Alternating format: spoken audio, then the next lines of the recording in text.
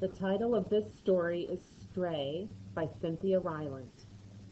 In January, a puppy wandered onto the property of Mr. Amos Lacey and his wife Mamie and their daughter Doris. Icicles hung 3 feet or more from the eaves of houses, snowdrifts swallowed up automobiles, and the birds were so fluffed up they looked comic. The puppy had been abandoned, and it made its way down the road toward the Lacey small house, its ears tucked, its tail between its legs, shivering. Doris, whose school had been called off because of the snow, was out shoveling the cinder-block front steps when she spotted the pup on the road. She set down the shovel. "Hey, come on," she called. The puppy stopped in the road, wagging its tail timidly, trembling with shyness and cold. Doris trudged through the yard, went up the shoveled drive, and met the dog. "Come on, Pooch." "Where did that come from?" Mrs. Lacey asked, as soon as Doris put the dog down in the kitchen. Mr. Lacey was at the table, cleaning his fingernails with his pocket knife. The snow was keeping him home from his job at the warehouse. "I don't know where it came from," he said mildly, "but I know for sure where it's going." Doris hugged the puppy hard against her. She said nothing. Because the roads would be too bad for travel for many days, Mr. Lacey couldn't get out to take the puppy to the pound in the city right away. He agreed to let it sleep in the basement, while Mrs. Lacey grudgingly let Doris feed it table scraps.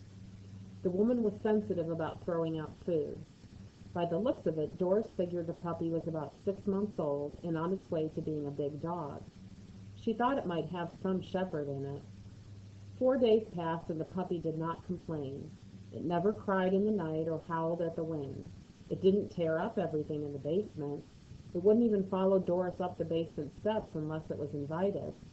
It was a good dog.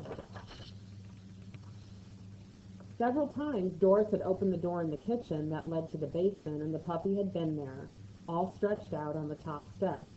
Doris knew it had wanted some company, and that it had lain against the door, listening to the talk in the kitchen, smelling the food, being a part of things.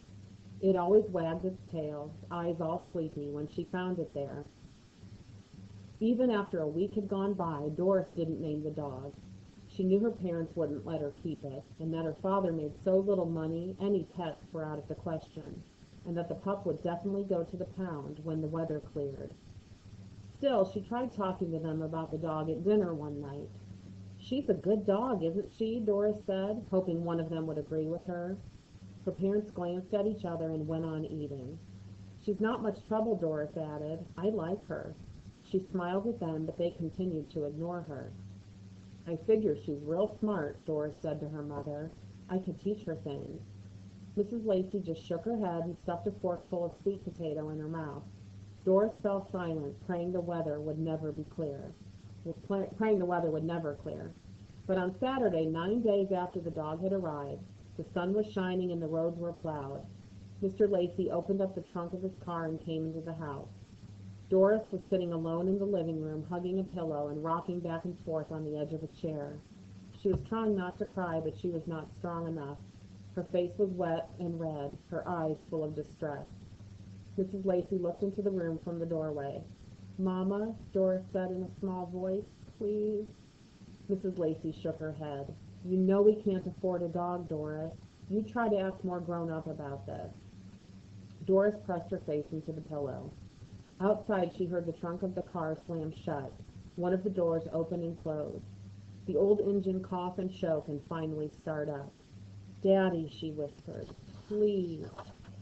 She heard the car travel down the road, and though it was early afternoon, she could do nothing but go to her bed.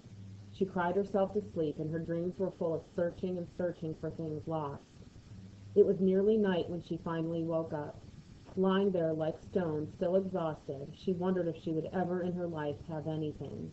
She stared at the wall for a while. But she started feeling hungry, and she knew she'd have to make herself get out of bed and eat some dinner. She wanted not to go into the kitchen past the basement door. She wanted not to face her parents. But she rose up heavily. That is the end of part 1.